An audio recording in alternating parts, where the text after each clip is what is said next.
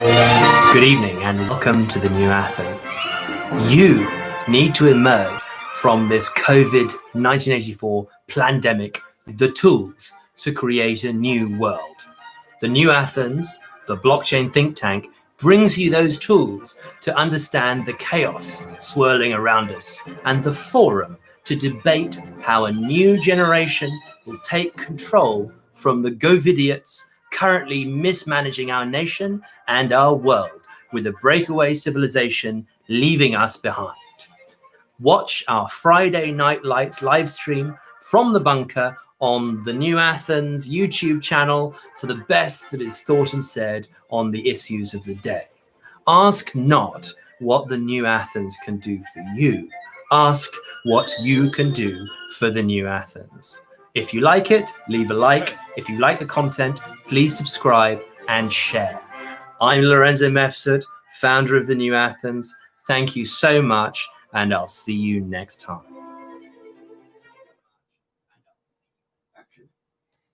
Hello, and welcome to the New Athens here tonight on this Saturday, the 26th of September 2020. And I'd like to welcome you to our Operation Pigs Breakfast show. And we are here tonight with Oliver Nalkin, our producer from Mornington Media. And we have been down at Whitehall and Trafalgar Square today, witnessing the protest against lockdown policies here in London and in Britain, when we're swiftly moving towards a potential second lockdown due to coronavirus. And that, as we've seen throughout this year, has been the greatest violation of civil liberties since slavery. And on that note, we have seen, well, Oliver was showing me, and he knows how angry these videos make me. Oliver went on the Daily Mail earlier, on the dailyfail.com, and showed me this video, which we'll queue up for you in a moment, of British Transport Police physically dragging a young man off a London Overground train. And this, combined with some footage and that we'll show you in a minute of what was happening down near Parliament today, really it made me so angry. And it got, Oliver loves to get me like G'd up before the show. And so we looked at this video of the young man, and I realized that we really need in this new Michaelmas term that we've begun with the New Athens coming into the winter months, and with people having to stay indoors, not only because of lockdown policies, which are fundamentally illegal, and the weather turning, and we really felt in London tonight that and this afternoon that there was a depression in the air.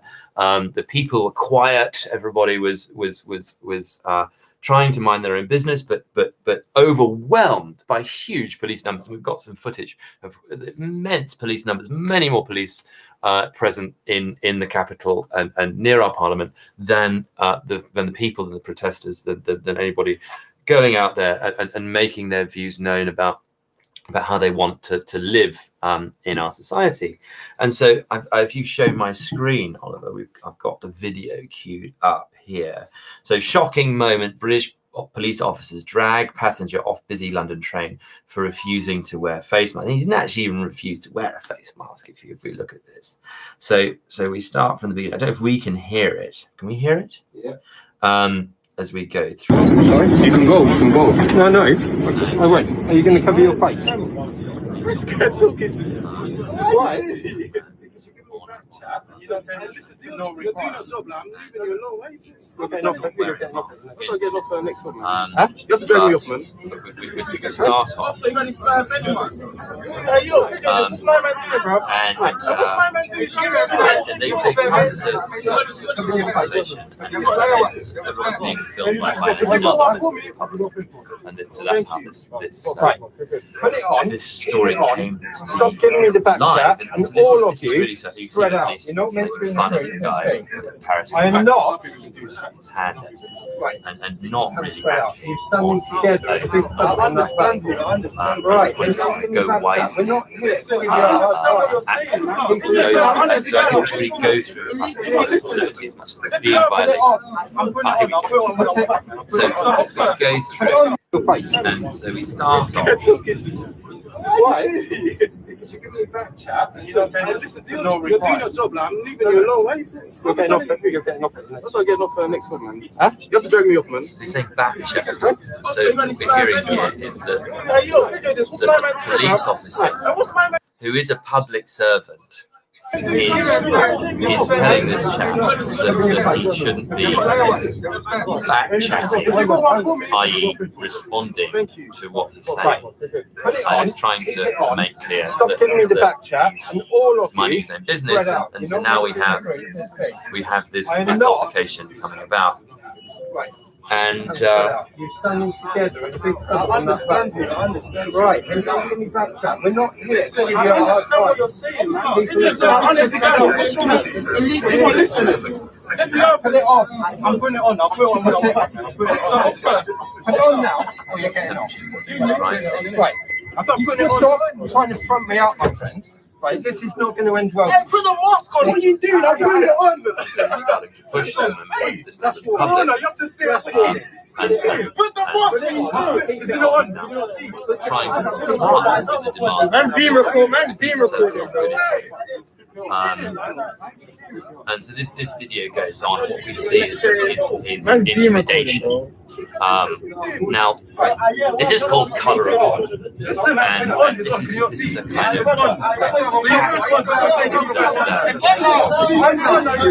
find security as well in private venues that.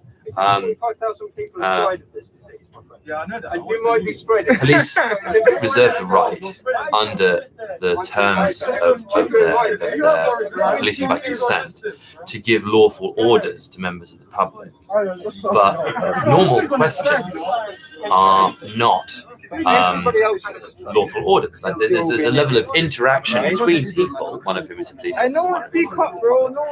And then there's another level of interaction where the police officer is trying to use the police powers. Now, to make life easier for themselves, often policing officials pretend or allow members of the public to assume that everything they say should be taken as an order. And you're seeing here now in the video that we're having now there's an altercation and the guy's being pushed off the train. And you know, this kind of conflict between public servants and their employers. You know, we collectively, the public, are the employers, the masters, and the public servants are there to help us. And instead of helping us, what you see with this interaction, he says quite in a sort of 1984 way. The police officer says, "Everybody on this train is thinking that you're an idiot." And thinking you should comply, and here we get this kind of thought crime. We get this notion of somehow this gentleman, this police officer, knows the thoughts of the other people, and here we get towards this sort of 1984 idea of this will to power, this notion of well, you know, there we go. You see on the video that the guy filming is getting the badge number, which is very important in the intro. You get the badge number on the shoulder of the epaulette of the police officer to make sure that it was recorded. So, you know, I think that, you know, what we really need to do in these times of great sort of public strife is really get down to what our rights are. And so Olive and I were discussing this earlier. And so we see at the end of this conversation, the police officer's nose is out of his mask, so he's just giving everyone plague as he speaks. So Oliver, come and we'll have a chat about this these legal niceties, because it's people don't really have a concept of what their rights are. I think people often are quite intimidated when they interact with police, especially if they're armed. And we saw a lot of armed police today. We saw kind of commandos walking with submachine guns across the middle of Whitehall. And their backpacks undone. Yeah, I know. Like the backpack was unzipped. It's Yes, it was like you hanging can't open. keep your backpack open, like in check. How safe is your weapon going to be? You know. I know. Anyway, I mean, they just look very unprofessional. I mean, basically they're doing their job, and with these new laws that have been introduced, these emergency powers, there's no such thing. There's nothing more temporary. There's nothing more permanent than a temporary power. Yes. Somewhat. I don't know who Yes. said that. Well, it was as you find with dictators like Julius Caesar or Adolf Hitler, they always start off taking these emergency Yeah. Oh, powers. yeah. Oh, someone's burned down the Reichstag. We've got to bring some emergency We powers. have a civil war. The republic must be suspended, and I will be the dictator. I will take I'll control lead you out of this of difficult the ship of situation. state, and then I'll give up my powers. And of course, it never happens. Well, the one time it did happen was with George Washington, and that was this moment where America didn't become a kingdom, Right. because George Washington was offered the crown after winning against the English, against the British, and then he said, no, I'm Cincinnatus. So Cincinnatus was the Roman general who got rid of the King Tarquin, king of Rome, and they set up the Republic. And so Cincinnatus was a gentleman farmer, and he became a soldier, became a general, solved the problem, got rid of King Tarquin, and then said it was offered the crown in his place, and said, no, I'm going back to be a farmer. I'm going back. Yeah, I've done my bit. Yeah, I've solved the issue. Yeah, And- here's the rope. Go hang yourself. I'm not going to hang myself with this rope And of power. he went I'll back. give it back. Yeah, He went back to his farm, and so I'm this is- giving the responsibility back to you, the citizen, rather than yes, absorbing the responsibility and turning it into my own power of vanity. yes, I've yes. got character.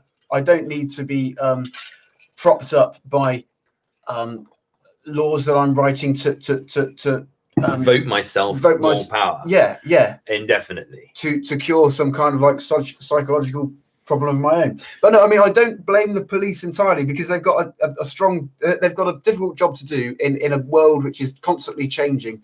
Well, in a world of rules that are constantly changing. And these rules are being written willy-nilly by Matt Hancock, who is a low poppy. Yes, a tall poppy syndrome. How did you come across tall poppy syndrome? So I've heard it twice recently. First time I heard it, well, I was reading a Spectator article, because You've got the subscription. I've paid my. You bought behind the paywall. I bought behind the paywall. Now I've got these insights to the things that real people know, or whatever. I was fed up of hearing the BBC and reading the Daily Mail for free and the Guardian, because they're the places you can get information for free or news for free. So I thought, I'll pay you for the Spectator. So I physically give the Spectator money to read their articles, which is an interesting situation that I found myself. I've never paid for anything like that before. In the olden days, you might spend, 60p on a copy of the Sun or £1 on a copy of the Telegraph, you would buy a newspaper, you'd probably buy 10 newspapers a month, and that would be a tenner. So either way, I was reading a Spectator article, and it said something about Boris Johnson surrounding himself with low poppies. And then I heard also in a podcast recently with I think it was a podcast. It was a podcast about Stalin, and the term there, the reason why Stalin was able to stay in power for so long was that he created the terror.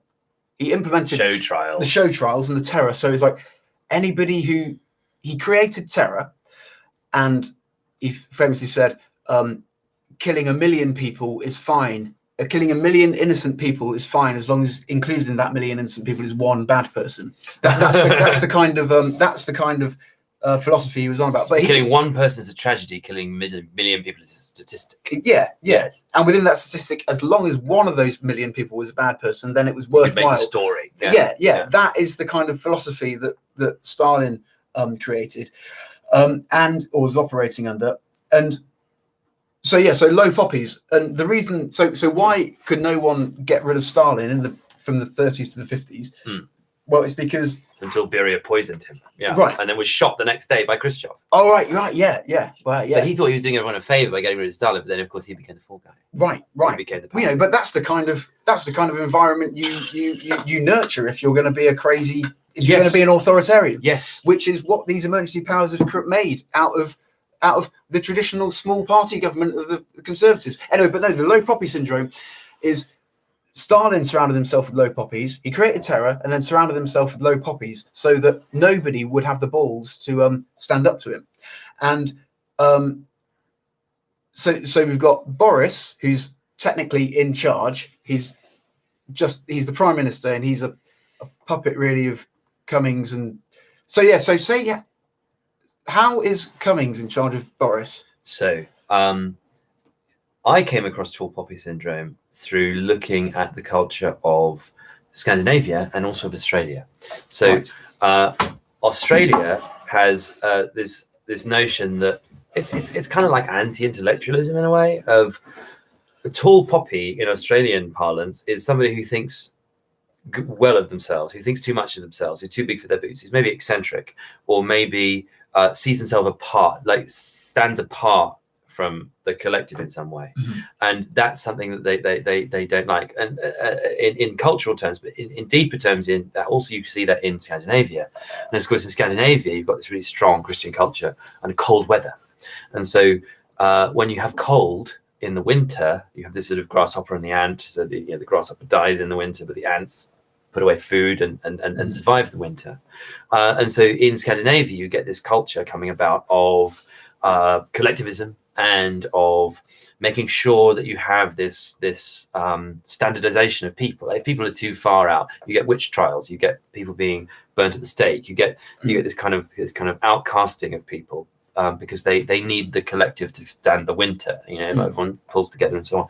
But that turns into cultural terms of not liking exceptional people, preferring like standardized like types of thinking, and so we can see some of that today of people who are a little bit eccentric in, say, the protest movement that we saw today, like our friend Steve, who we met. He's really interesting guy. We'll go through some of his insights later. Who these are people who do stand outside the mainstream of our culture, and that they're kind of sidelined or talked down to by the bourgeois, by the metropolitan liberal elite. And they're sort of, these people are consumers of news, they're not producers, or they're consumers of opinions, not producers of opinions. So to get on to Cummings and Boris and Hancock and these characters. So Boris, Cummings, and Hancock, in terms of the video that we saw there, where the police overreacting and using the idea that I'm a policeman, I believe that everybody in here is thinking X, therefore you not behaving X is illegal. Now that is literally my the thought. word That is law. Yeah, my word is law, and this my words about people's thoughts. Yeah, that is it's like the result of thought crime. Yeah, I'm the policeman. In my head, as the law, my head is a law is correct and I believe is correct in the law, and I am saying that everybody on this train is thinking X and thinking my side. Oh. If I was on that train, he would be incorrect. Now, I can't speak for anybody else because I'm not a fucking thought. You see what happens? Promoter. Oliver G's me up and gets me angry, and then he gets more angry than me. Feedback. It's this feedback loop, and so on Boris and Hancock and Dominic Cummings and your idea about a lack of tall poppies, this low poppy syndrome in the cabinet. If you look at the way that this government came to power, it came to power on this red wall wave of old Labour voters in the north of England who've been left behind for 50 years. And Cummings made this offer of a new deal for the north, bring back industry from China, get new jobs, build new infrastructure, build new tech so we can have new production in the north. And that was a very promising and uplifting and sellable story, which convinced people who've been left behind both by Labour and the Tories for 50 years. We also got something so 50 years later. 50 years. So there's a raft of new Brexit MPs from the north of England, from old Labour seats, who are now in Parliament. People like our friends who we know very well, and who we're putting smart cities together with and so on. It's really exciting stuff because there needs to be a new deal for the north, and we need now, after this COVID crisis, we need to come and work out what that's going to look like and how we're going to actually retool the economy and so on. Not only those 50 years, but also after this crisis. And so if you look at Dominic Cummings, he's got a plan. If you look at DominicCummings.com, he writes out what the plan is in a very public way. It's not cloak and dagger stuff. And he wants to create a city on the moon. And he wants to create mining of minerals on the moon with British technology, permanent lunar base. And he thinks that a British DARPA, research and development institute, can create new technology and push us push us forward into creating this moonshot. That's a very inspiring kind of concept. And so he's attached himself to Boris Johnson, and Boris Johnson. Everybody says he likes Churchill. He wrote a book about Churchill, but actually he's a classicist. And Dan, a few weeks ago on our previous show, made an excellent speech about Churchill and how he was a fixer for the British Empire. He would just come in and the British Empire would have a problem, whether it's the Boer War or gassing the Kurds in the fall of the Ottoman Empire, or which Saddam Hussein also did. The recalcitrant peoples of the north, said Bomber Harris and Churchill, or like firebombing the cities of Germany, again with Bomber Harris. As he was a fixer, and he would come in and gut people like fish until the problem was resolved. Boris doesn't want to be that guy. Boris wants to be a great emperor, builder of cities. He wants to be munificent. He wants to make people love him, and he wants to be like Augustus or like Pericles. Augustus, builder of Rome, aqueducts, colosseums, great public works. Pericles built Athenian democracy. These are the people who Boris looks up to. But he's a classicist, right? And so he doesn't know what building the great city of the 21st century looks like, and Dominic Cummings does. So that's the double act. Is Boris wants to be this great builder, Dominic Cummings knows what to build, and they work together. But Cummings can't stand civil servants, and he can't stand politicians either. So the reason why they need one another is Cummings has worked out, so Boris's ambition is this, we can channel it through tech and build something fresh. But we need to get rid of all of the corruption in the civil service, in banking, in the public procurement contracts, which we've spent a lot of time looking at. And that's the channel which Cummings is working on, with looking at procurement contracts for missiles and for track and trace software systems, and for folding DFID, the Department for Foreign Development, International Development, into the Foreign Office and so on. So he's been doing that during the COVID-19 crisis. And Hancock has then taken this role as the deputy head boy of the nation, shrilly screeching about what people must do against their civil liberties. And now, it's often the Chancellor that does this. So there's always this tension, because as we saw, the Great Palace of Whitehall is huge. That's the Foreign Office. And it's a neoclassical a palace full of civil servants in beautiful offices, and they have a really nice time, and like lots of lunches and private cars and so on, and nice things. And so this institution has a great institutional memory, because the institutional memory sits with the people who stay there. We've got something to talk about that later in terms of Long March. So there's the puppet show. There's the theatre of MPs in Parliament, and those MPs are on 5-year average terms contracts with their people, who are their employers. That's a very good way of expressing it. The police are our employees. Yes, servants. They're our servants, and so it is. So are the politicians. So Matt Hancock is our servant, but he's running the house.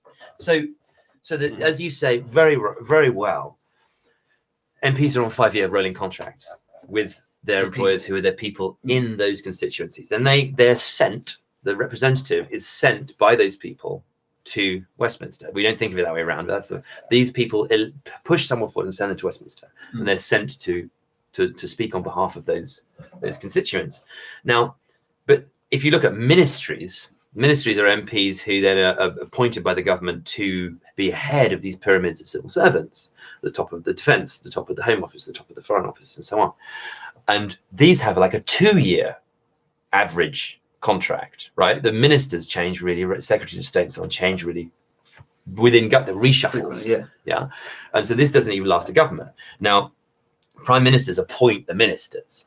And the idea is that, well, if you look at when was the last time the health secretary was a doctor or a patient advocate. Yeah. Or when was the last time the education secretary was a teacher or a professor of education?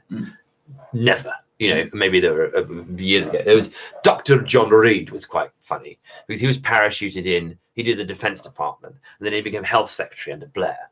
And John Reed MP started calling himself Dr. John Reed MP when he went in to become Health Secretary. Right. And you looked at what he was doctor of.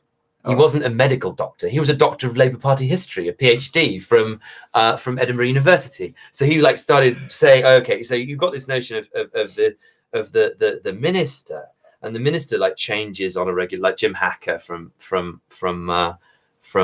Yes Minister changes very regularly, and they're responsible for all these civil servants. But if the civil servants do something wrong, they have to resign. So the institutional memory is not with the MPs on their 5-year contracts. Is not on with the ministers and secretaries of state on their like average 2-year but very precarious like 0 hours ministers where they can get fired any time. It's with the civil servants who are there for 40-year career, being junior civil servant all the way through to permanent private secretary. Like you're the head of the civil service in that department. So you're sitting in that Whitehall Palace, and you've got power because you go to lunch with the guy from Tarleys or the guy from Northrop Grumman or from Leidos, who McDonnell Douglas, who makes missiles, and you're the guy who takes the missile procurement contracts, and your friend, the long march to the institutions, but on the sort of conservative side, your friend who you meet with the Reform Club for lunch every month is your opposite number in the missile manufacturing. And of course, so you're going to sign the contract, overlay, you're going to put it back of a cocktail napkin. Oh yes, we'll have 10 of these Scud blah, blah, blah, missile. Yes, whatever, blah, blah, blah, we'll renew Trident. And then they draw up the contract and you sign it on the back of a cocktail napkin, gentleman's agreement. And then you go back to your department as a civil servant. He goes back to his arms manufacturing, and you do the long-term contract. Now the minister changes all the time, but you're always there, and he's always there. And so the only person you can actually do business with is a civil servant because he has the institutional memory. Yeah, and this isn't just about individuals. This is about a whole pyramid scheme of all of these appointees who stick around between ministries and between governments. And so where does the power lie? It lies with the people who are still standing. Yeah. I'm still standing. And so this brings us on to this long march to the institutions, which we were looking at. And so we got some really interesting information from a friend of the show who is in the psychiatric profession in the NHS. And we heard some really troubling stories. Firstly, there was quite a funny picture we'll show you in a minute, but there's some really troubling stories about wokeism in and witch hunting inside NHS work. And this really reflected on some of the things we've been looking at in the past week. And so what happened essentially is, a friend of the show, she was called to an all hands meeting in her NHS psychiatric clinic. And the context was that during COVID-19, there had been a patient, very sadly, who was very troubled and who was suggested to be have an inpatient treatment for her mental issues. And very sadly, the risk assessment from these psychiatric professionals was that her risk of getting COVID-19 by being an inpatient outweighed the risk of her psychosis. And so they didn't give her the inpatient treatment. She then threw herself under a train.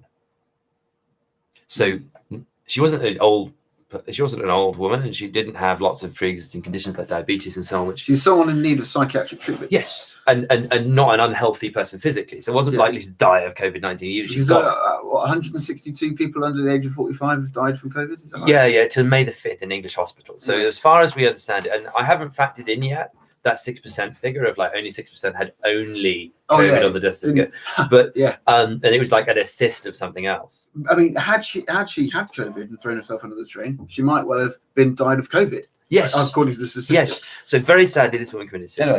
Anyway, so this is interesting because you're seeing these like risk assessment tick boxing really coming up against the wall of people dying, and not of COVID-19. of psychiatric issues in this case, which is very, very sad.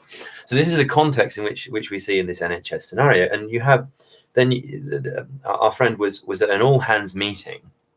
Was summoned to an all hands meeting during June about the death of George Floyd in America. So a convict in a different continent caused, during work hours in the NHS, which is a publicly funded institution, an all hands meeting about the feelings that the professionals in psychiatric care might or might not have about the death of George Floyd and the Black Lives Matter movement. Now, our friend absented herself from this meeting. It's called a reflective meeting on the practice.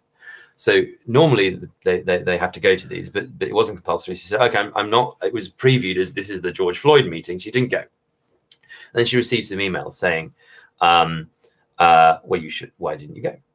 And the next time they had a reflective meeting, she went, it was a general, and the topic spilled over into that meeting of George Floyd. And at that point she left the meeting saying, well, this is politics at work. I don't want to discuss politics at work. Yeah. And people are now this is a place being for, forced to choose.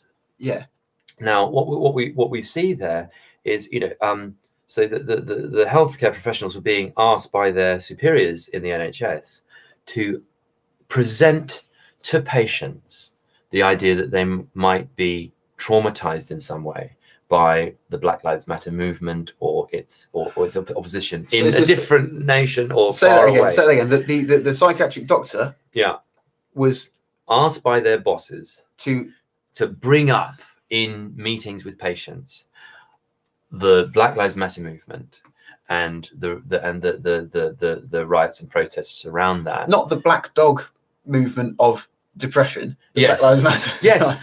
and like the practice of psychiatry, the rules of that say that the practitioners don't bring anything to the meetings. They wait for the patient to tell them what is so they're not infecting. It's like taking a car to a mechanic and then the mechanic's saying, putting a scratch in the paint and puncturing the tire and saying, apart from the scratch in the paint and the puncture in the tire, are there any other problems with the car? Exactly. And so you're seeing this kind of filtration now of the tick boxing attitude. Firstly, causing people to die.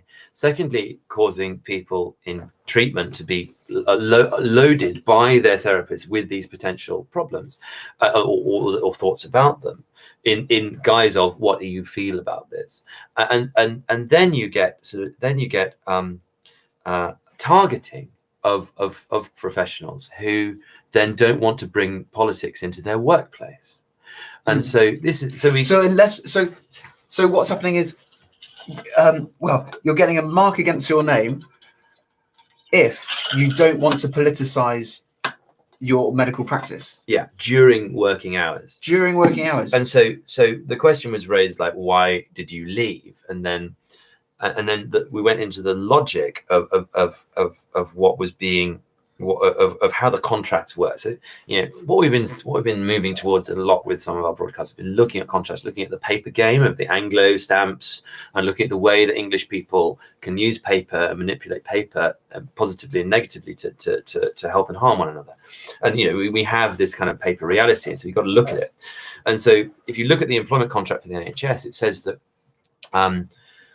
You'll be fired or reprimanded or disciplined if you're found to be a racist, right? If you're found to not necessarily a racist, but if you display racism. Now that sounds like a sane thing to have in an institution. Yeah, no, so great, and that's fine. But then our friend received a 100 book non-compulsory suggested reading list from her superior, who said about Black Lives Matter and the inherent racism of white people. Now, this is the argument that all white people are racist in the end. Yes. Yeah, that somehow I mean, so I don't know. If you have Michelle Obama in a limousine, being chauffeured in a limousine, and a white man who is a tramp sitting on a street intersection, street corner, the logic is that he's racist towards her because he's higher in the points game of privilege than she is. because he's a white man and she's a non-white woman, even though the socioeconomic and other factors are totally different in terms of their power differentials. And so this is then the logic that you can start seeing it. So the reading list, the thesis of the reading list seemed to be that a lot of these books were saying that white people are inherently racist. Oh, hang on. But didn't you just say that there's a rule in the NHS that the NHS won't employ racists? Well, that's the problem. So the meeting seemed to alight on this notion that of color blindness. So color blindness is a way of talking about being non-racist, such that you will behave to everybody as if you don't see what race they're not taking into account their potential racial characteristics as you see them. You're just behaving to everybody equally and with a level playing field in your personal conduct. And so not seeing race blindness was being suggested that was a racist position to hold. So color blindness. It's racist to judge a person by the content of their character, not by the color of their skin now. Yes. So our friend was in this kind of catch-22 situation, being put to the question, like the Spanish Inquisition, of an impossible, illogical, like 1 equals 0, racism equals not racism. So if you're trying not to be racist, then that's, in these new set of terms, racist, a racist act, presumably because you're white. And so the idea then essentially is a kind of anti-white supremacy. It's saying that everyone who's not white is discriminated against. Therefore, you've got to tip the playing field. And so if you try to have an even playing field, that's racist, because you should be tipping it in this way. But tipping it is also racist. Yeah. So, but if you're a white person saying this is racist, then you're also then going to be accused of being a racist. So everything is racist that you do. So as you say, if you look then back at the NHS contract, they should all be fired because they're all inherently racist. Yeah, you should employ nobody. Yes, because everybody's going to be, or nobody white, because they're going to be inherently racist at the beginning. So this is the sort of paper game of looking at these different regulations, the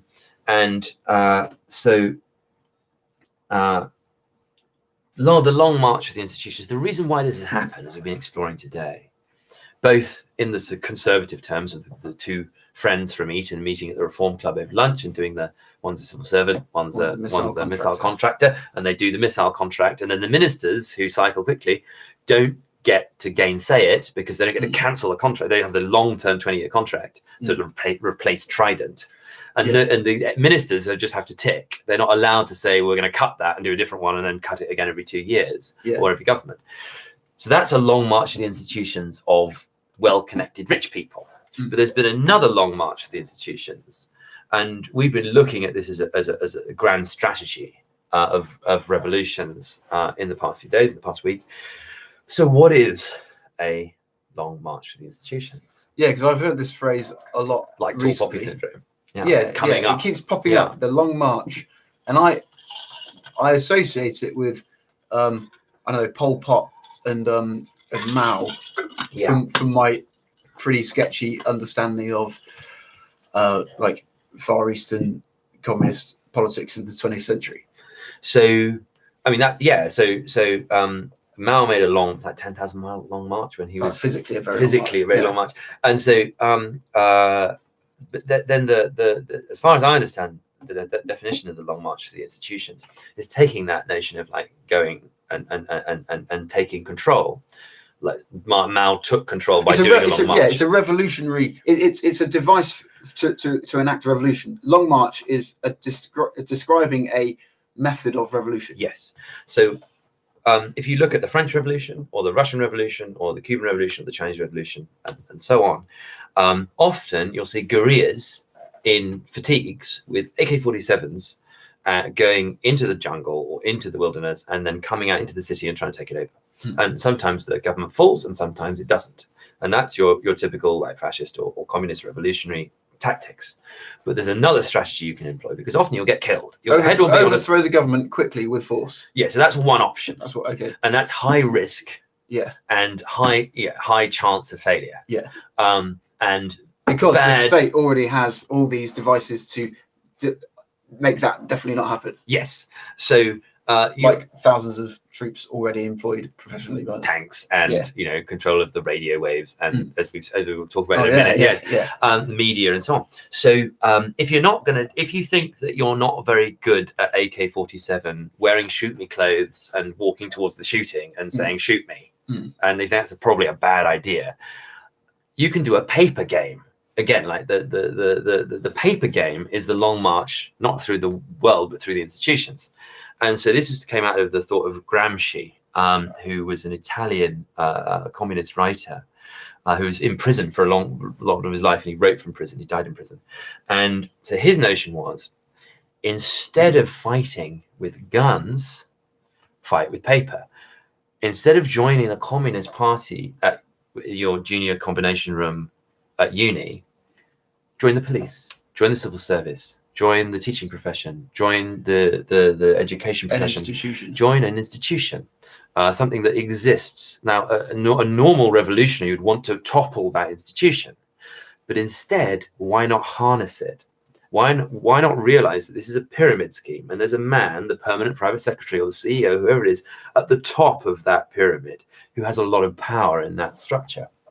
So, in the same way that the Etonians go into lunch in the Reform Club, and one of them is a civil servant, one's an arms manufacturer, you can have if you build up a whole generation of people who are rising in these various institutions around a nation or around the world, then who all have the same views, but who've tamped down on the revolutionary spirit, you can defer the benefit. So you don't get to storm the palace, and you don't get to shoot the king, but all you do is you wait 40 years.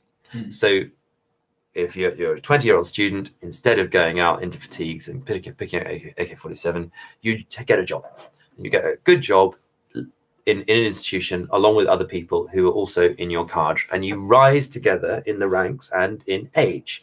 And then 40 years later, you're 60, and the guys who are in the generation above you retire. And suddenly, because of the hierarchy of the pyramid scheme, you've risen through the ranks and you're now in charge. You've found yourself in charge along with your colleagues in the civil service, the police, the education system, the businesses, the military, and so on. And so then, by dint of being left with the levers of power, you can do what you always wanted to do, which is have your bloodless revolution.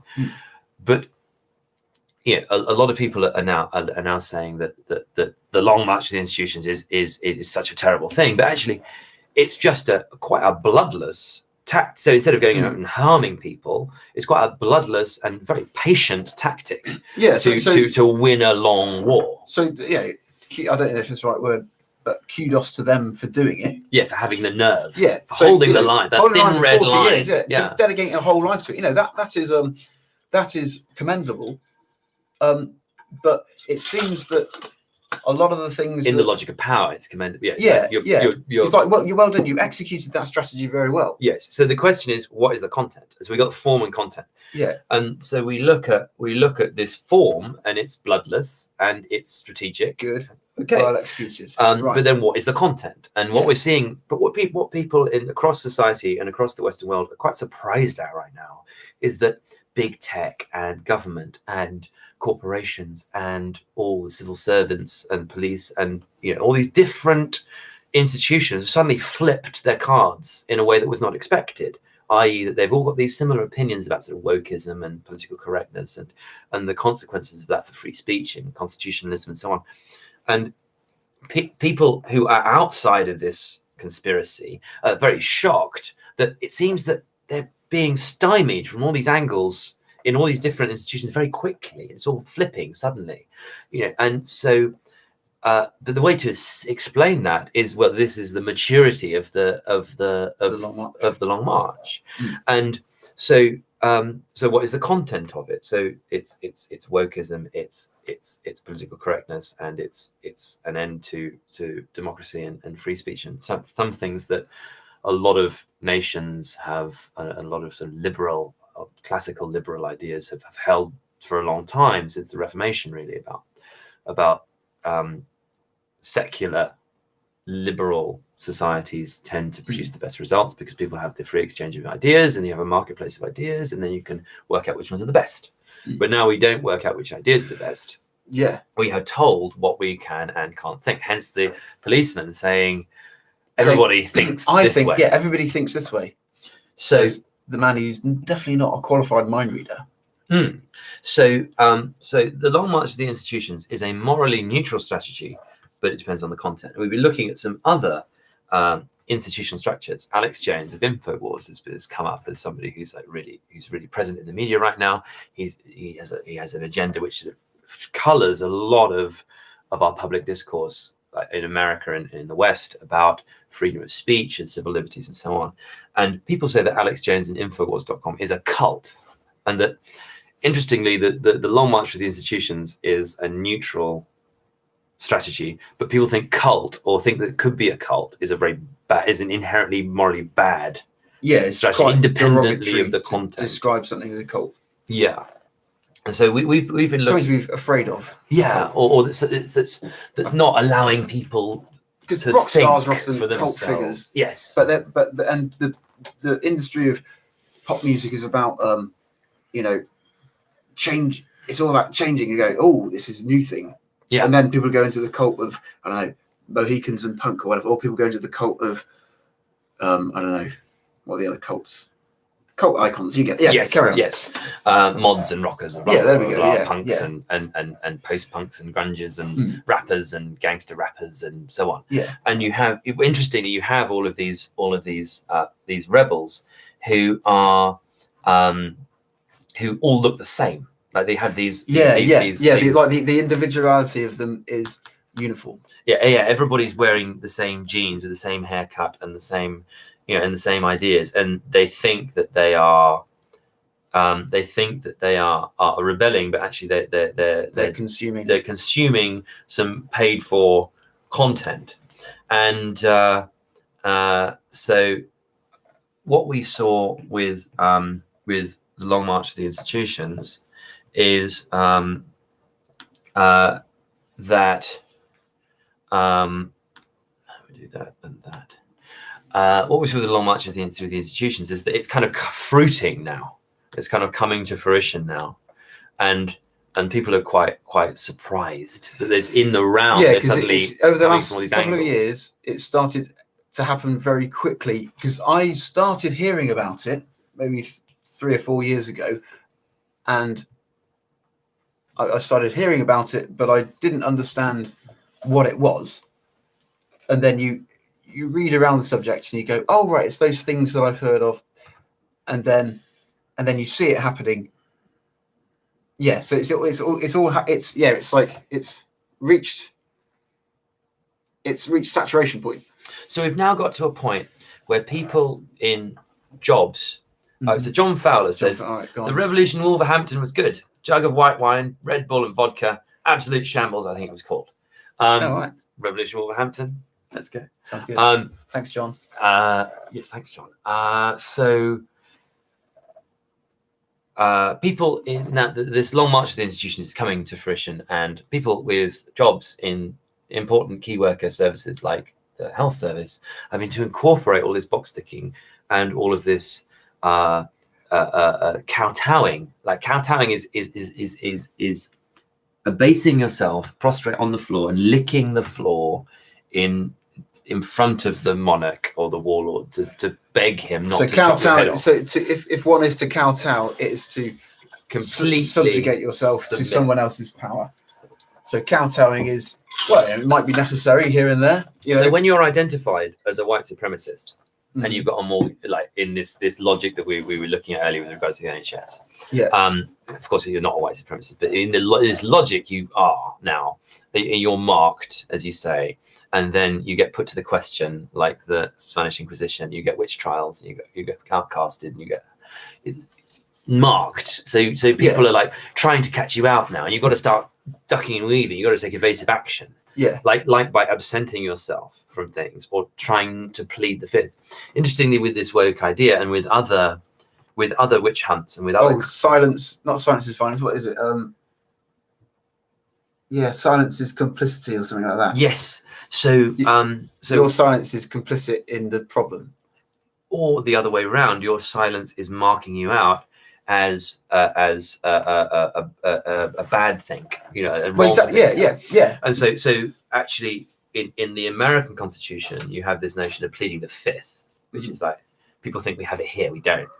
We do have habeas corpus a little, but we don't. This pleading the fifth. The Fifth Amendment says, I have the freedom and the right to not say anything further which may incriminate myself. Well, when you get arrested, you have the right to remain silent. Oh, and is that the American thing? So that's the Miranda rights. Miranda as rights. I think that's an acronym as they read it in America, and it's a slightly different format here, which we will look into. But so yeah, that comes out of the Constitution. Anything you say may be used in evidence against you. Yes. Anything you don't say, we will consider as you are not saying the right thing. Oh, someone's at the door. Oh, no sounds playing.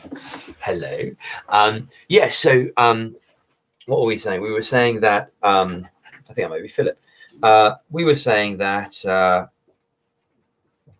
the American Constitution has the Fifth Amendment, which is I can reserve the right not to say anything that may incriminate me.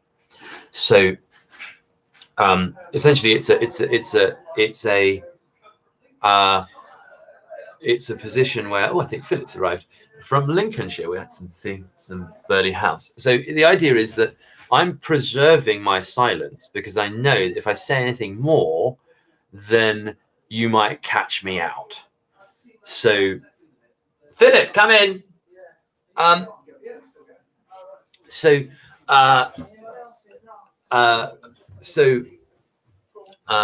the Fifth Amendment. What do we know about the Fifth Amendment? So anything I may say may be used in evidence against me. So I'm going to say, hey, Fifth Amendment. Anything I say may be used in evidence against me. So I'm going to preserve my silence so that you don't catch me out in any of your games, and your tricks. That's fair enough. So what you're seeing with these sort of witch hunting, what you're seeing with these kind of witch hunting mechanisms is that they don't let you plead the fifth because they take your silence to mean things. Yeah. So your silence is a silent statement of I don't agree or I resist. Yeah, as in everybody in this bus, Billy thinks X. Yes, but they're not saying it. Yeah, so the policeman says everybody in this bus thinks that you not wearing a mask is bad. And that he's using that as the reason to get them to put the mask on. Which is saying, so nobody in the bus has said anything. Apart from me. Apart from you. Who's the policeman? Apart from, Lorenzo's the policeman. Lorenzo says everybody thinks that I'm right and that you are wrong. Even though Philip over here is sat there and we don't know what Philip thinks. Well, I don't. I probably don't. You probably don't, but then I don't know what's in your a foreign language. It's Razvitsia. So what do we get with this witch hunting? We get people who have to pay their mortgage. They've got to get their qualifications. They've got to keep their job. Otherwise, they'll be homeless, or they'll be lacking in the ability to support themselves. And they're politicized. They're being forced to be they're being forcibly politicized through their need for food and shelter. Yes. So as you were saying earlier, that we're no longer yes, Confederate. Come sit. As you were saying earlier, that we are prevented from being born free, because to make our bread, we have to kowtow to these various doctrines. That employ us. Yes. Yeah. And so we are in the position here in the bunker that we as the New Athens media can say the unsayable, so you don't have to. And so we've been looking more and more at these. We've been looking. We're here. Philip's got a Latin course for us. We're going to be learning Latin later. I'll show you. Caecilius in water. You got it. This is Flaccus. Yes. He's flaccid. Anyway, so in the we are saying the unsayable, so you don't have to. That's right. At the New Athens, the purpose of the New Athens as a media channel is to say the unsayable so that you don't have to. Because we know that there are things that you wish you could say, but that you have to not say, because there are other things in your life that depend on that. And so we don't want you to be alone. We don't want you to have to think that you're betraying your principles, or that you're that you're allowing yourself to be bandwagoned into something that you don't believe, just because you need to not starve and not be homeless. And we're in a position now where these compromises are being made every day in different institutions around our nation and around our world. And we need to have a free press, not only so that we can disseminate information on the internet and we can talk to one another, but also to show people out there who don't have the freedom that we have as independent free press journalists here at the New Athens Media, that there is hope, and that it's not all doom and gloom. We don't need to just focus on these compromises that sometimes we've got to make by staying silent, or by trying to take this evasive action, because everyone wants to live their principles, right? Yeah. Everyone wants to be able to harmonize what they think with what they say, and they can't. No, that's right. I was reading 1984. I was just brushing through it. I read it years ago, and I opened it up at a random page, and it said the Spanish Inquisition were the hegemony. They were the totalitarian state, essentially. And the way that they dealt with heretics was they set them on fire unless they repented. And then in not repenting, but being burned in public, they became martyrs, and then which then made power for the opposite side of the argument. And then, well, like the witches, if you drowned, you're a good woman. Yeah. And it's very sad that we killed you. Yeah. Because you were innocent, but you're with God now in heaven. So yeah. Whereas if you float, you're a witch and will shoot you full of arrows, because and then you'll go to hell. So you'll die either way, and you'll get the just desserts according to our logic either way, and so we can kill you either way. Yeah. Yeah.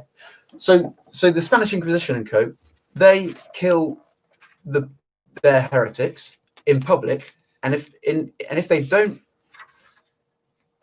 acquiesce, then they die a martyr, which bolsters the other side of the argument. But the next totalitarian kind of situation with the Nazis and the Stalinists, their iteration of that, their evolution of doing that slightly better, was they'd do kangaroo courts, which made people they torture them to their wits' end, and then put them in public and say, now do you acquiesce? Do you repent of that? Yes, and all these people were with me. Oh God, just stop the torture. Yeah. And then that's an admission of guilt. And they get them to admit to guilt. And then, but in 1984, the next iteration of that is that the totalitarian state takes the free thinking individual who is having incorrect thoughts, aka needs re-education. The people on the bus who don't think like the policeman knows they're supposed to think. The people committing thought crimes on the bus, they take them and they force them to believe. They force them to believe rather than just force them to say in public. They force them to believe in private and then kill them. So they totally annihilate the individual. There's a really good Zizek video which we'll play later, where Zizek is on a Slavoj Zizek, philosopher, is on an American talk. Is he the guy who show? Twitches? He's from Slovenia. He's from Slovenia. He's along with he's the most famous thing to come out of Ljubljana, apart from Melania Trump. Amazing. I met him at UCL. I crashed his lecture at Birkbeck, and we had a chat. He's a great man, and so he made this great. He was on a US talk show, and he read a book about the Christian family, and this talk show. He's like a Marxist, but a theorist, and also a Lacanian psychoanalyst. So he's deep in psychology and philosophy and politics, and he was like with a very like alpha bravo talk show host, American talk show host, who really loved his book. But for the exact, and he did a satire on this guy, but he's loved it for the wrong reasons. So he wrote a book, I think it's called the Clown and the Dwarf or something, and he went through the liberal parent versus the conservative parent and how they treat their children. The conservative parent will say, "You're going to go and see your grandmother today," as I did. I went to see my grandmother. You're going to go and see your grandmother today, whether you like it or not. And the child will then go and see the grandmother, and they can have an opinion about it. Doesn't matter what their opinion is, they're going to see the grandmother. And the liberal parent will say, "Your grandmother loves you very much, and it would make her very sad if you didn't want to go and see her. You don't have to go and see her if you don't want to, but you know that she really wants you to want to see her, and I do too." And so what Zizek was saying was articulating in this book, the guy of this, it's like good parenting. Like you understand what good parenting is. It's liberal shit, you know. And Zizek was sort of saying, "Oh well, about philosophy, and you're taking this as I'm giving you a lecture on parenting, right. That you have conservative parenting." But it is interesting that he then looks at this notion of whether you're allowed your own will, whether you're allowed that space to have your own opinion. As a liberal parent, is almost, Zizek says, is almost more oppressive than the conservative parent. The conservative parent gives you the space to do the thing, but to believe what you want about it. You have to see your grandmother, but you may not like it. You're allowed not to like it. But the liberal parent, he wants to get inside your head, and he wants to induce in you the wish to see your grandmother. And so that Zizek and also the host was saying, is that a correct use of the word liberal? Because surely the liberal... Yeah, no, it's American liberal and conservative, rather than classical liberalism as we'd see in this country. Right, okay. So by that they mean progressive or left wing by their term of liberal. It's weird, but that's how these things mature. But nevertheless, so yeah, this fits back with what you were saying about whether we're given the space of our own thoughts. We saw the thought, we heard the thought crime with that police officer saying, "I know what these people are thinking." We heard with our friends' issue with the NHS that we're starting to see thought crimes in work and from or non-attendance or not wishing to be drawn on a topic that is not relevant to the work itself. And then we see this notion of as you said, putting to the question. You're tortured, and then you give the confession, and the confession is taken as if you're admitting something. So it's robbing you. So the torture robs you of and the execution and so on robs you of your body and of it's like a state that's buying love through fear, as opposed to it's like the state using its citizens as prostitutes for its own satisfaction, as opposed to the state allowing the citizens to make their own minds up and evolving to be the correct marriage of state and individuals. Yeah, so this is existentialist idea that you always have, as our friend Steve was discussing this in the Red Lion. Viktor Frankl wrote this very interesting book, which we'll go through on the show, Man's Search for Meaning, and looked at Jews in the lead up to the Second World War and lead up to the Holocaust, and how often they give excuses why not to leave the Lebensraum, the kind of the German territory, and then horrible things were done to them, great crimes. But it was about that sort of that boiling frog hypothesis that if there's a sudden shock, you'll jump out of the pan with hot water if you're a frog sitting in a pan. But if you're a frog sitting in water in a pan, it's cold and then it's heated up slowly, you'll cook before you jump out because you won't perceive the change. And we're going through this change now of encroaching along this line of the long march of the institutions. And so what Steve was saying was that you always have this existentialist idea, that perhaps Viktor Frankl looks at too, that you always have your will. Nobody can take your will away from you. Like they can harm you, They can make you like go in a penal colony, like in Siberia, and they can make you do hard labor, and that might be they can force you to do things as well, but they can't force you to want the one break is you can't force somebody to want it. Yeah, you can only force them to do it, Yeah. or give them the punishment for not doing it. Yeah. But what the state really wants is to take that next step. The state that doesn't have constitutional protections like free speech, like the Fifth Amendment of not incriminating yourself, they want to take the next step into the thought crime and punishable by hanging, drawing, and quartering. So that wasn't an action. It wasn't a conspiracy. It was an idea. So if you think like the game, remember the game? Remember the game? The book about pulling girls? No, the game. No, I don't know the game. And I've never thought of the game. I think you may have just lost the game. It's like that. There we go, yeah. You Do you remember know the about game? the game? Oh, I right. have no idea. Well, he's innocent. It's like he's not part of the pyramid scheme. Right. So the game was this sort of stupid meme when we were kids that you lose the game by thinking about the game. Like the game is nothing. It's just the words of the game. But the concept is it's a game where you lose it if you think about it. And so by somebody mentioning it to you, you think about it, and so you lose. It's a stupid. The game is around like you lose a point in the world of children points. Kid points.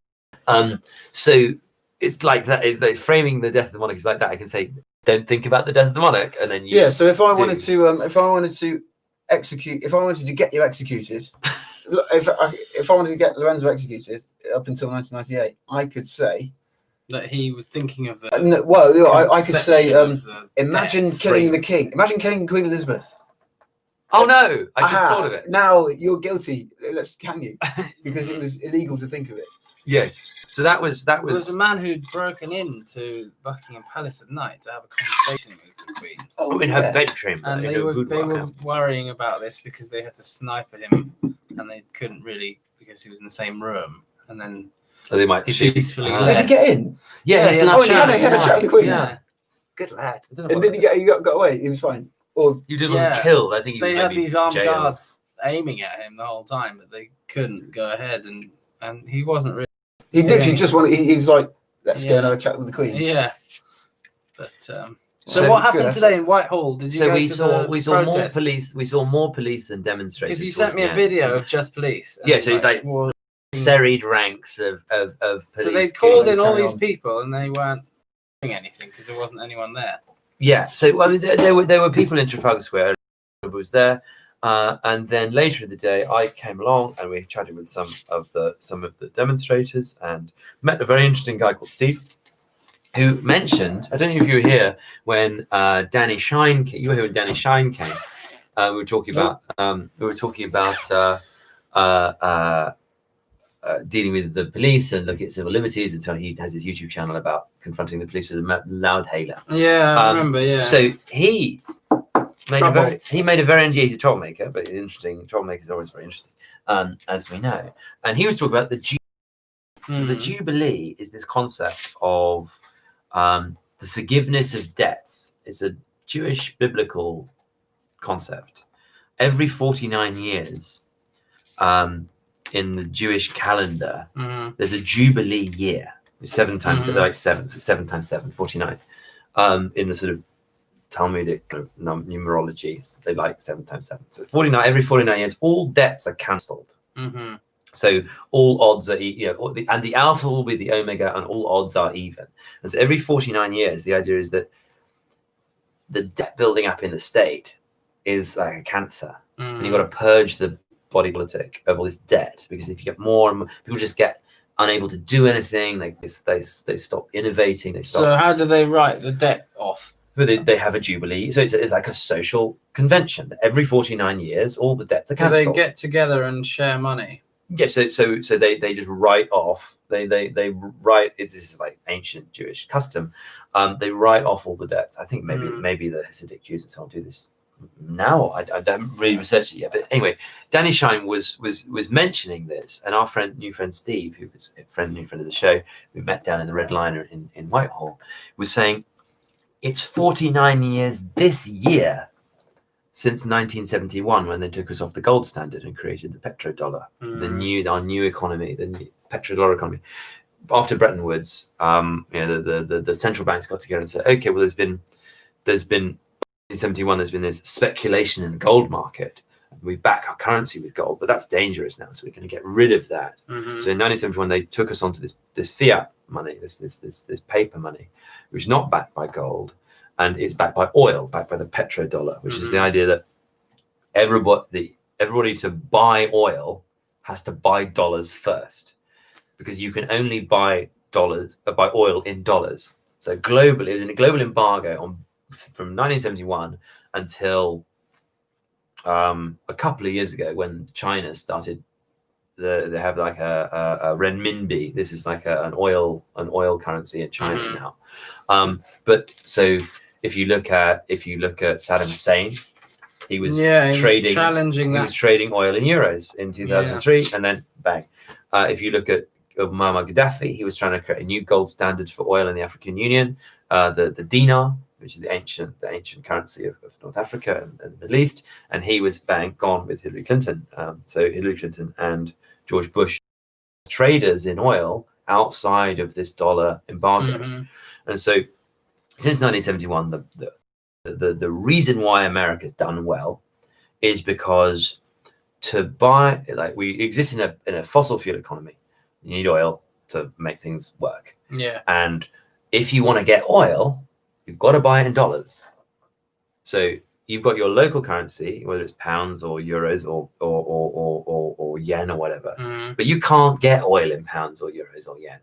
You've got to buy some dollars first. So you've got to go to America, you've got to trade with them all your cash to buy the greenback dollar bill, and then go to OPEC or to whomever, and then trade for your oil. So that was how the American economy had this amazing engine. Even if you're buying it from somewhere else. It's irrelevant. So it's location independent. So they were saying, okay, we've got all of the Middle East, and they're all participating in this scheme, the petrodollar scheme, which is nobody in the world between one another is allowed to trade oil without us getting our cut. And our cut is you buying the dollars out first. So we get our cut there. And it's like, people didn't know this was happening. Like, I didn't know this was happening for long. Did you know about the petrodollar? What's that got to do with the Jubilee. So Jubilee, every 49 years. Yeah. So Danny Shine was telling us this week ago, and he was saying that we should have a Jubilee in this country now. Yeah. And our friend Steve today was saying, not only should we have a Jubilee year, but this is the year. It's 2020, because in 1971, they got rid of the gold standard and went onto the petrol standard. That's 49 years ago from now. So we really need to be pushing. So since 1971, there's been the wealth has been debt created as opposed to. How does the petrol? Okay, Philip didn't quite get it before we went through it, and we've been through it before. How does the petrodollar work? Would you like me to explain? Yeah. Okay. Because I didn't know about this for a long time. I need to get my head around it.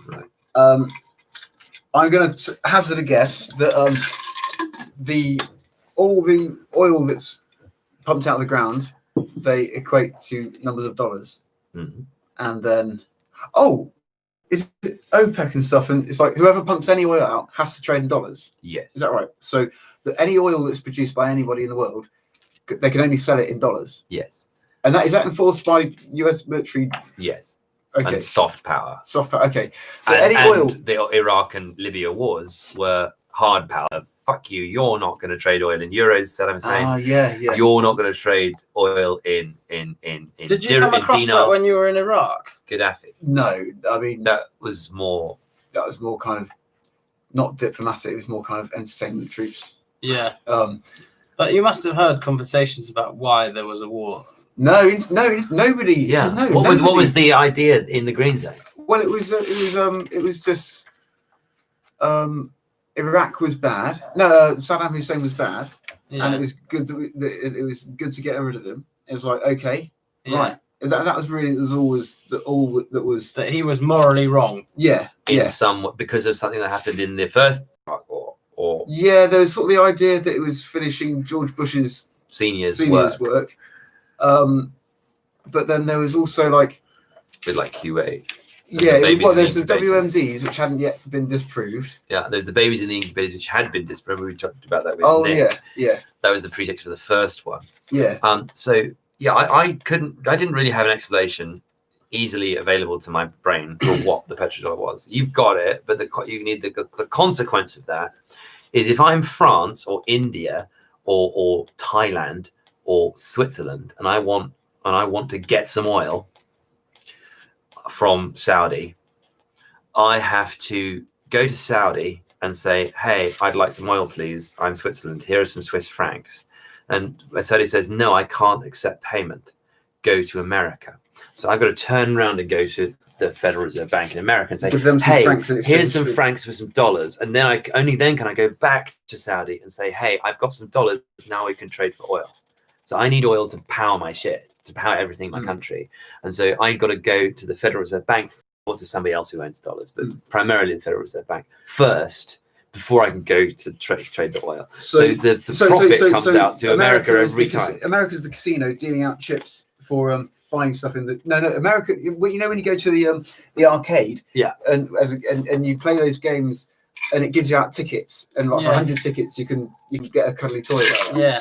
So they're printing the tickets. Yes. And we're using all the countries using their own money to get tickets from America to the company store. Yeah, to pay in the company store. And that's how all the mill towns worked in early industrial revolution, wasn't it? Company store. Yeah. Yeah. Like you can buy. It's a factory producing frying pans, but you can only buy a frying pan if you can't buy it with money. You got to buy it with whatever the token was. So when they had and it's enforced by its enormous military and soft power. So soft power in terms of you don't want nice country you have there, shame if any of it got broken, and then hard power.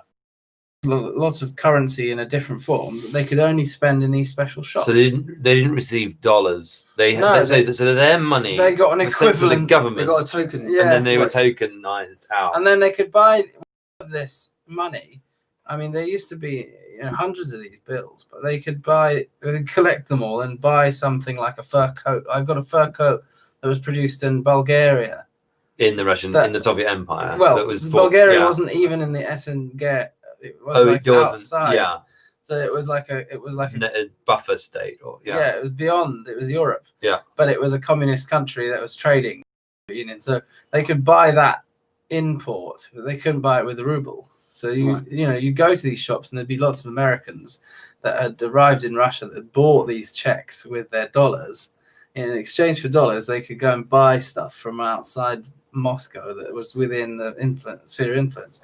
So that was a different system of currency that was basically making the Soviet Union trade with and of course benefit from the dollars, because then they could take most of the value and put it into they could go buy something from America. So that was one thing, and then foreign currency was probably illegal. At a certain point in the Russian turnover in the 90s, people started trading in dollars, and so you get all these dollars, and then even later euros. So it was like a secondary was it grey market? So black suddenly, market, you're getting these 500 euro notes that are made in Russia, possibly. Fake. Fake. Hundreds of $100 bills and $1,000 bills, and all these enormous quantities. And you'd come to Europe. I remember I came to Europe with one of these 500 euro notes to Athens, and a man had to go and take it down the road to the bank to inspect it in a looking glass. They'd never seen a 500 euro note in the European Union, and I'd got it from Moscow. Was it valid? Did they find it was valid? But they had to double and triple check. But the same thing when we came to Moscow in the 90s with a £20 note, they'd never seen it. So they had to go through all these photocopies in the bank to exchange it for rubles, because they'd never seen it. They didn't know it wasn't American, it wasn't European, it was this pound, this weird entity that nobody had heard of. So I think in the end what happened was people were counting in dollars and converting the ruble, because the ruble was losing value every year. They got to a ridiculous low, and I think it's still losing value now over over a couple of years, it might be half of what it was worth. Right. So with currencies like that, like the Turkish lira or the Russian ruble, you get into millions. Yeah. So of course it's easier to just talk in a dollar or a euro, and they're about more or less the same value, and trade in that, because if you can. But then of course people are paying each other in cash in these bills, but that's way outside of the banks and the government taxation system. So then if they're going to pay for anything normal, they'd have to buy rubles. It got very complicated because people are using 3 or 4 mathematical systems in their head. Like the different calendars. Oh yeah. So back to our friend Steve, we were talking about different calendars. The Jewish long calendar, which has existed for we just came and had the new year, and it was like the year 4000 and something. Now we have a longer term calendar. There's a Julian calendar with 10 months, which is the Roman calendar, and now we've got a weird calendar where we have 12 months, but the names are in the wrong order. So December was the 10th month, the last month was now the 12th month, the last month. November was the 9th month, which is now the 11th, and it means that in the word. But the Chinese calendar. Yeah. So you got the Mayan calendar, Chinese Babylonians. calendar. You look at the lunar. The lunar calendar is the most interesting one because that's the one we've really lost. So the lunar calendar, every lunar month is 28 days, right?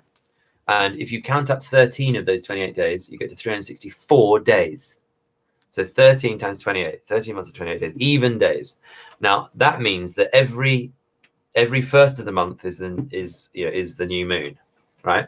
And so you can go through waxing and waning, and so you can say in the middle of the month is the full moon, right? Every month. So you have 13 months of 28 days each, even number of days. We have all these 12 months of all these different numbers, and then the 365th day is a leap day. It's New Year's Day, and it's not in any month. It's an extra day. And so that's the lunar calendar, which really is a clear calendar, which relates us to menstrual cycles and lunar cycles. No finish and so and no start and no. Yes, yeah. And so then it rolls around. So the start of the year was often in other cultures like to go, the 1st of September. Yeah, so the Jewish New Year has been just recently. Yeah, that time of year. It was in September. And then they've got these January years, and then they've got Chinese New Year. We were there in Chinatown. Just later. It was 26th of January when we met. Actually, that's the day we met on Chinese New Year. Oh, right. On 26th of January, we were at the ballet. Was happening outside was the Chinese New Year. Yeah, fateful night.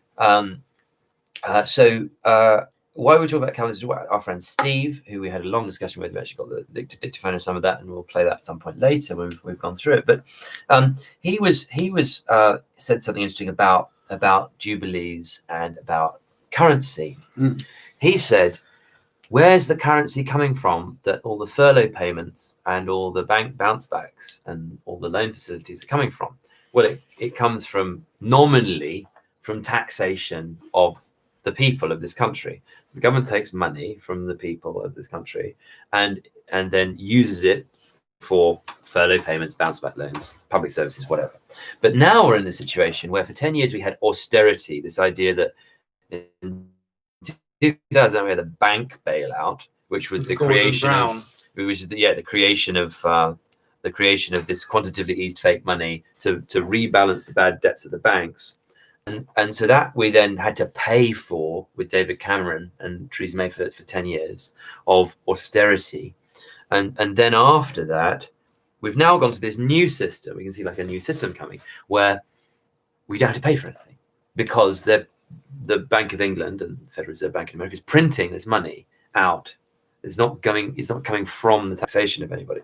So did you say it was something to do with South American gold that was in the vaults? Oh yeah, so we had a tip that there was a constitutional court in the Bank of England that had been set up against Colombia, against Venezuela.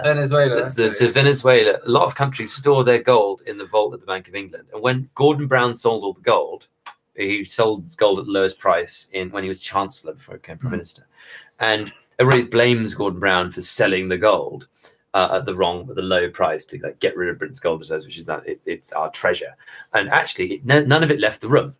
because the gold contracts just moved around and the labeling was somebody else owned it. Of course, it's in the possession is 9/10 of the law. It's still in the gold vault of the Bank of England where it was originally. And of course, force majeure says, well, it's in our building, it's ours. And so this is now applying back to Venezuela, who've stored some of their gold here, and they're saying, well, it's an illegitimate government, so we'll hold it. The Elgin marbles and the brown gold. Yes. It's piracy. Piracy, yes, in the city. So there's no taxation going on because everyone's receiving money from the government, and it's money that they're printing. And there's no representation either. And there's no taxation without representation. No taxation and no representation. Maybe that's another option. But so Steve said something interesting, that governments are parasites. They don't make anything because they rely on the taxation. So they need the people to work and do different jobs and in different economic activity. And they just take a cut. They take the tide, they cream off. And they say, oh, this is our power base now. We've taken all of these elements from all of you people. And now we're very powerful because we've got all of them. And so we're looking at this in detail with pension schemes and our Operation Pig's Breakfast, various campaigns that we'll tell you about at the end of the show. And free schools are interesting because they've been opened up independent of the government control. So they're not quite state schools and they're not quite private schools. But they're funded by the taxpayer from government funds. They're just not controlled by government dictat. So they have their own constitution. How are they different to academies then? I'm not sure. I need to do some further research. So I mean, there's a lot of these. The Cameron government and the May government were very interested in this idea of like religious schools that had their own rules, and whether they be Jewish, Muslim, or Christian, and that they were not having to abide by the general state school rules. And so on. But no, so the parasite government was very interesting. I thought that it's almost like the idea of the vampire. The legend of the vampire is you can't cross the threshold unless he's invited, and then he's on you. But he needs to be brought across the threshold with permission. That consent thing again. And so that I thought that was really telling. That he was saying that, okay, so this Jubilee idea, it's like your own debt being paid back to you, because all the you don't own assets, you own debt contracts like mortgages and loans, and so there's this accretion of debt over. This is the Jewish idea that gets gummed up. The economy gets gummed up and cancerous from all of this debt that's piling on down on people, and they stop doing innovative things. They stop taking risks. They stop doing economic activity because they got this debt piled on. So you may as well cut it all. So the Jewish idea with the Jubilee is you may as well cut it all off and stimulate growth, which is kind of what we're seeing a little bit now with this furloughs payments and with the bounce back loans. It's almost a bit like that. Not that we've really pushed the campaign yet about Jubilee, but so there's this idea that they get to this parasitism on the productive people, and you've got to toss it off. And as it gets heavier and heavier, it just prevents the parasites from being good parasites and start killing the host. And so I thought he had a very, very interesting take on how we're being issued worthless paper money, that are more and more of it, and now we're going to move towards a situation perhaps where it's like Weimar Deutschmarks, where you're taking home there's wheelbarrows. a about that in the British Museum, in the currency. Oh yeah, the currency exhibit. There's all these wheelbarrows of huge amounts of. That's why I need to buy a Corvette, because this year cash is being doled out willy-nilly. Yeah. So next year, cash is going to be worthless and assets are going to be expensive. Yes. That's why I should buy a Corvette. So, and on that point, we were very happy that Rishi Sunak at the Treasury has extended for 2 months until November the 30th all of the coronavirus in business interruption payment schemes.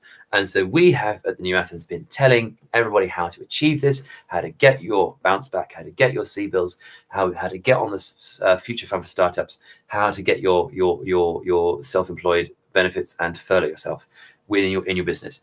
And so we're going to on the next show go through in great detail how we're in this 2-month window, which is going to close, and it's just been extended. So we've got the opportunity to get more businesses into the bounce back scheme, more businesses into the CBILS, and we'll go through in detail next time on our business show exactly how we achieve that and where we're going from here. We've already got all the proofs of concept now. We've You worked have to out buy your pints early. exactly. Oh yes, at 10 before 10 Oh, p.m. yeah. You have to buy your pints early and then dole them out, under the table. Yeah. Because imagine how much revenue that you could make as a publican or a private as a pint a free house. dispensary. Yes. Yeah. roll up. No license. So yeah, licensing. So a story we saw today that really animated us and excited us was that Andrew Neil has left the BBC, and he's to start a new. going to start a new Yeah, I heard him on the radio channel, earlier, GB News. actually. And so on that basis, we think that's very good to diversify the news media. But we were looking at the licensing of broadcast media and the rules here.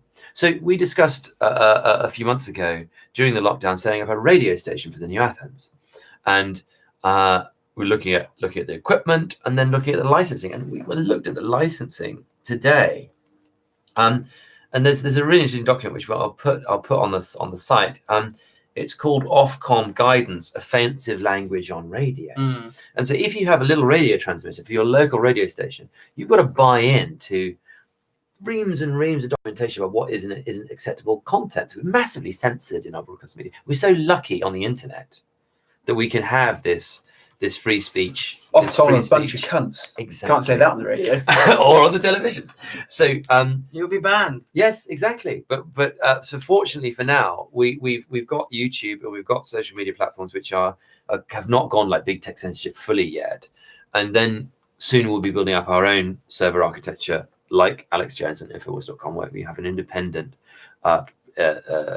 broadcast presence into the internet. An interesting counter case has been Joe Rogan.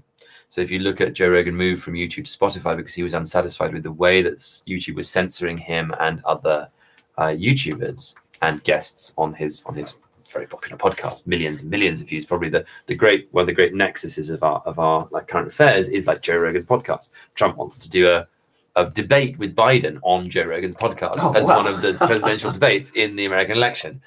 I don't know whether Joe Biden, whether Sleepy Joe will be Sleepy Pedo Joe. Sleepy Pedo Joe will be accepting that invitation. But nevertheless, so Joe Rogan's really important. He's moved from YouTube to Spotify with his podcast, and he said, okay, they're paying me $100 million, but this isn't selling out. This is gaining freedom for the show from the YouTube censorship, which is really bad. And so now what we see is already, even a couple of weeks into Joe Rogan on Spotify, descended the other one, that Spotify have had a civil war inside their organization between their management in Sweden and their staff in New York. The staff in New York are very woke and have been on a video call to Sweden saying, we don't want Joe Rogan on the Spotify platform after they paid him $100 million to do so. And after Joe Rogan said, "Oh, the show's going to be the same.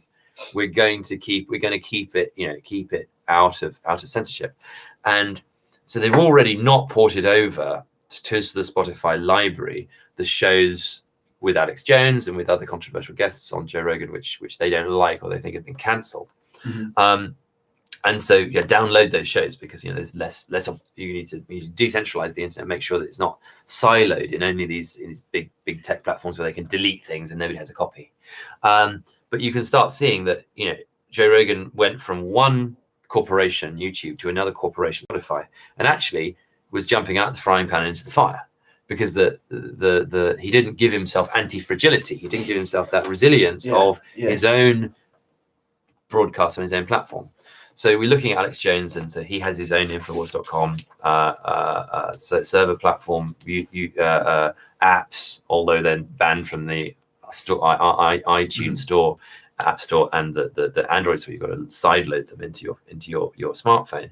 But and he syndicates his broadcast out on US radio, and so the US regulation of media is quite interesting, that you can say anything on the radio and TV, and in shock jocks and so on, can say anything they can broadcast, but the print is really highly regulated. So Donald Trump sued the porn star Stormy Daniels. Donald Trump sued Stormy Daniels for libel and won and won almost $1 million in damages, which was more than her book deal and the hush payment that he already paid her for not talking during the election. So she violated the NDA, and then he got more money back from the court case than she originally got out of the deal. So this is like big winnings, big stakes games in print in America, and open season on the radio and TV. Whereas in this country, you can say a lot more in print than you can on the broadcast media, as we've seen. The Ofcom guidance, offensive language on radio. So to get a license, you have to regulate lyrics in music tracks, live music performances, interview, studio conversation, and speech and comedy content for what children might need to be protected from, which is like bad language, morally bad. And so we're living in the 1950s, and this really is the Reith. This really is Lord Reith, Kosh coming down on free expression. Offensive language is what they're trying to ban. They say that it might be hard to regulate live content on radio. So in an interview, if you start swearing, then on my radio show, and Ofcom is regulating my radio show, I might not be able to stop you from swearing and frightening all the children who may or may not be listening. But that children must, they say, be protected by appropriate scheduling from material that is unsuitable for them, and they say that they must be considered after the time when children are particularly likely to be listening. So again, it's like this with thought crime. When are they likely to be listening? Who knows? But they say that early in the morning, and they say that that you might not be able to prevent people using bad language, but that shortly afterwards there should be a retraction and an apology. So I should try to prevent you from swearing. And I should then apologize to the microphone, to the airwaves, for having put bad language on the airwaves. This is like how you get and keep a license. This costs money. And then you've got to pay for the privilege of not apologizing if somebody says a bad word. And so this is why how moribund the broadcast media is. And so we were looking in terms of Andrew Neil's new venture, GB News, about what the impartiality doctrine of the Ofcom will be. Now they're planning to broadcast on Freeview, Sky, and Virgin as a TV channel, not as an internet or YouTube station or a podcast. So they're going to be under these Ofcom rules for broadcast, which, as you can see, are very, very antiquated in their kind of moral character, saying that language about sex and violence and swearing is morally bad. But that's what most of the television is. I know you were saying the other day it's all guns and violence. Yeah, we switched on the television. Yeah, we don't really see television often, and it was all very primitive. Adverts, violence. So Andrew Neil. Unwatchable, really. Andrew Neil's channel, GB News, will have to, they say, balance different opinions. So the way they do that on the BBC is they say very anodyne woke things, which are okay, and they don't give any other platform because they think this is the mainstream, is like woke platitudes, and that's their solution to this problem. Then you have LBC and Talk Radio, which have very controversial left-wing, right-wing, authoritarian, libertarian hosts and speakers. And so they solve the problem by being all the extremes. And so then they say, okay, we've given it in the round. So BBC is sticking in this what they see as the mainstream. Talk Radio and LBC are saying we're going to give you all the extremes equal airtime. But then what you won't see is stations like say CNN or MSNBC or Fox News or Alex Jones in InfoWars in Britain, as in the States, where you can go to one place and get one kind of message that you know what you're going to get, and you tune into it because that's what you're interested in. With the Ofcom rule, you have to have this idea of this balance. So you've got to have, if you're having one thing, you have to have in the same channel the equal and opposite thing, rather than tuning to a different channel where it might be more appropriate. And so that is where the internet really comes in, because we can we can say the unsayable, so you don't have to. And I think We can That say the unsayable so that you don't have is to. that is where Ofcom, we've or got anybody to who so wants to, far with our Operation Pig's Breakfast. Now Now, we're on Facebook, which means we could be banned.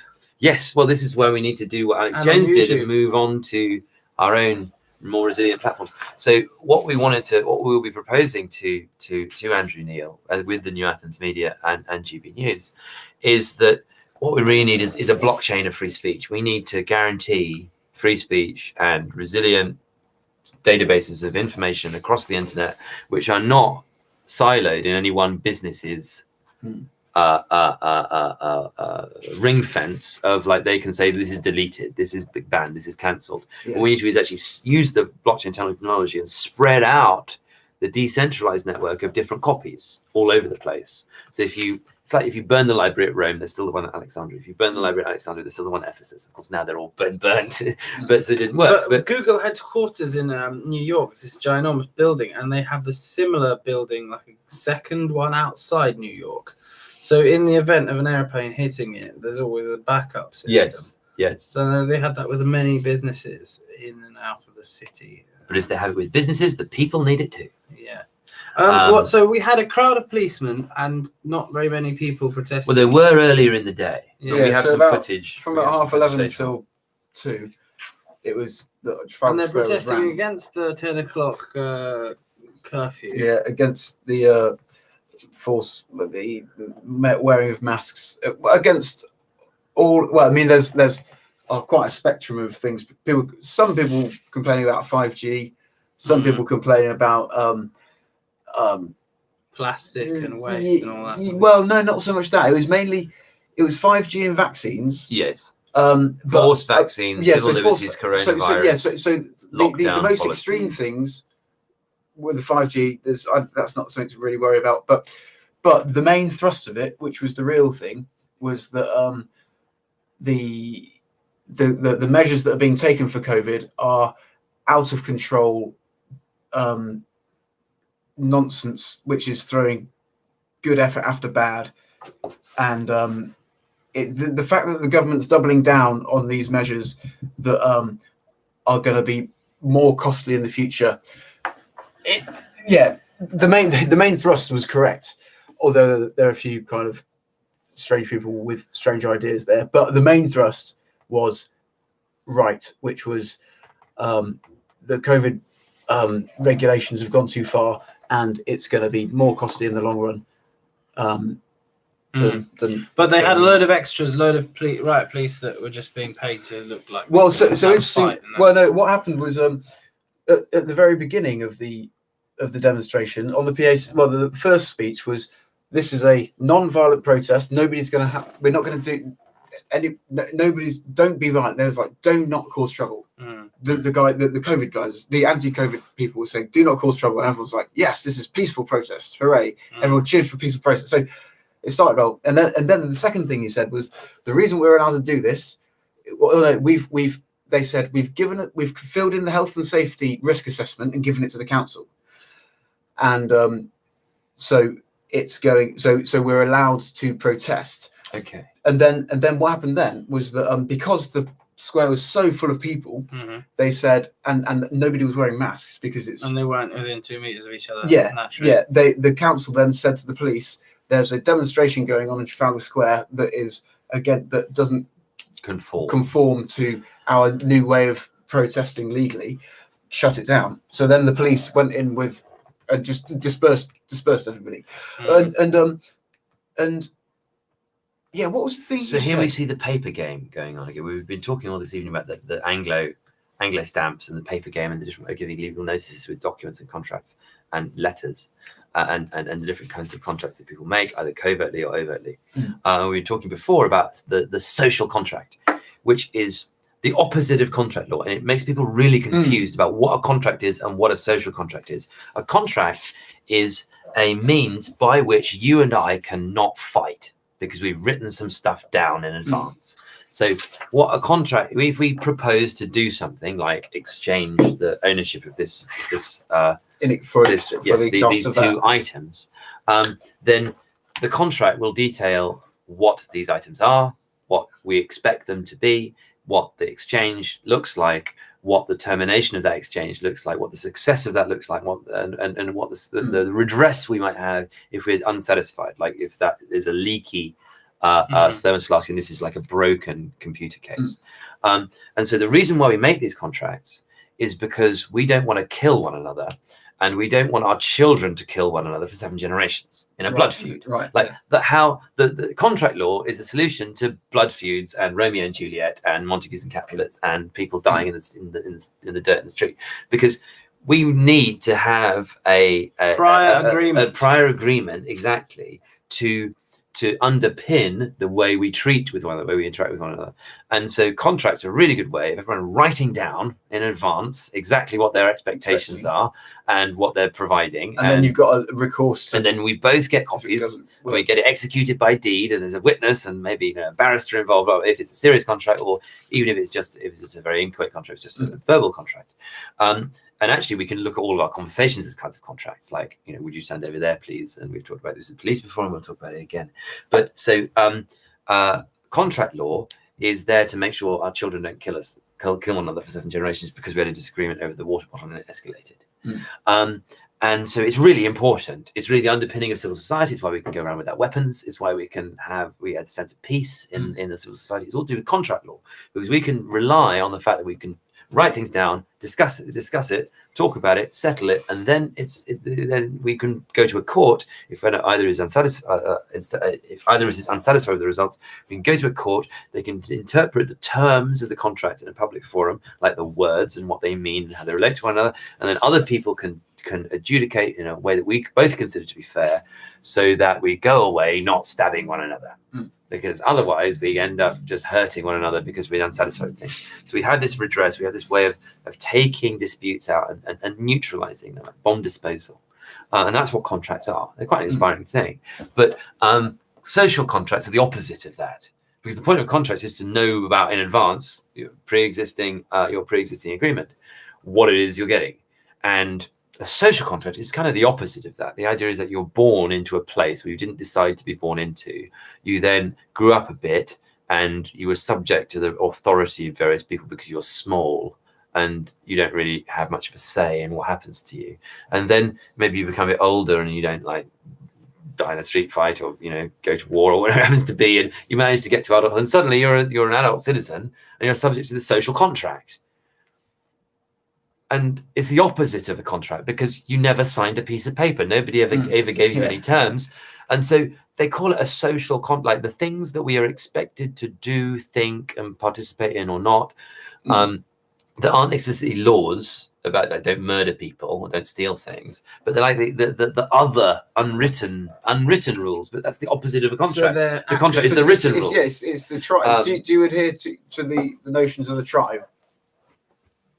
It's tribal. It's just tribal. Yes, tribal law, isn't it? Yeah. That's what social contract is. But the fact that it uses the term contract undermines both itself and politics and the idea of contract law, because we lose when we make the thing, as we found with the racism.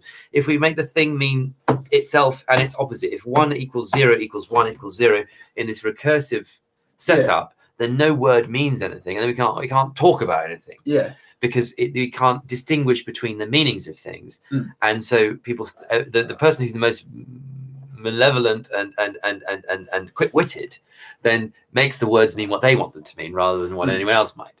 Well, I think it's important to have respect for people in the street. If they ask you for directions, you should always, if you know the direction, or if you have a phone or some way of telling them.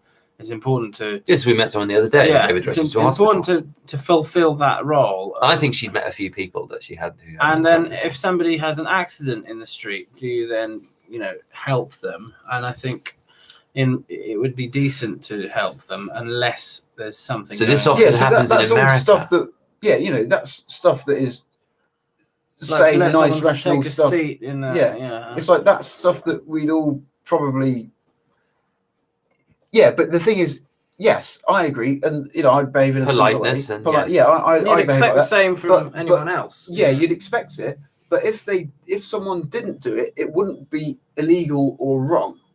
No, I mean they might be in a rush, or they might not. Yeah, know, exactly. or they So, don't so know there are these language or mitigating whatever. circumstances which aren't talked about because it's not been written down in the contract. You know, it's like there's a perfectly good reason for not stopping to help the person who's been knocked off their bike, because, you know, by jumping in the road you might get knocked over, or, you know, whatever it is. It's like nobody knows what's going on in your head at the moment. You know, maybe they're claiming to, well, this is the Yes. thing. Maybe you're scared of bicycles. Maybe you've got a phobia of bicycles. or You know, being run over. yeah, and so I mean, whatever it is, it's like the problem with the social contract is that it means that it sort of alludes to correct thinking and incorrect thinking, and it's sort of colonizing individuals' brains. So why we brought this up was the health and safety form, and I mentioned to you privity of contract, which is quite an interesting concept around contract law, which is trying to making things clear. So if I have a contract with you and your wife says, oh, I don't like the contract that Oliver's made, I'm going to tell Lorenzo that that's not appropriate and that we're not going to follow it, then I then can assert privity of contract. I made a contract with Oliver, not with Oliver and anybody else. And third parties are in contract terms, formal contract terms, explicitly vitiated without, and they're banned from being a party to that contract, like third party. Even if they're a spouse or someone. And not a spouse, or a colleague, or your bank. Maybe your bank doesn't like the contract that we've made with one another, or your creditor, or somebody, or your employer, or whatever, and they might object to some term, let's say, in it. But then we have a contract between us, and we've shut out all the other parties. I might have a contract with him separately, or you, or whatever. But it doesn't matter. The document relates to our relationship and not to any other relationship. So we have privity, which protects both of us from other outside interference. So we've made the contract. It only refers to the terms in the contract. We've defined the terms. We all know what they mean, and it's only between you and I. So this is why when you get tickets online, often the companies that issue the tickets don't like you to pass the ticket to someone else. They like to put your name on the ticket, and they don't like you to then resell it. And the reason isn't just they want to get profit, or they don't like ticket touts, they don't like them making their profit on it. It's that the responsibility. So often you sign up terms and conditions. Like if you go into a museum or something, there's a ticketed exhibition, like, oh, you're not allowed to take photos of these things, or you're not allowed to draw them. You've had that before. Depends where, yeah. And so then the point that they're making is you've paid the money to buy the ticket.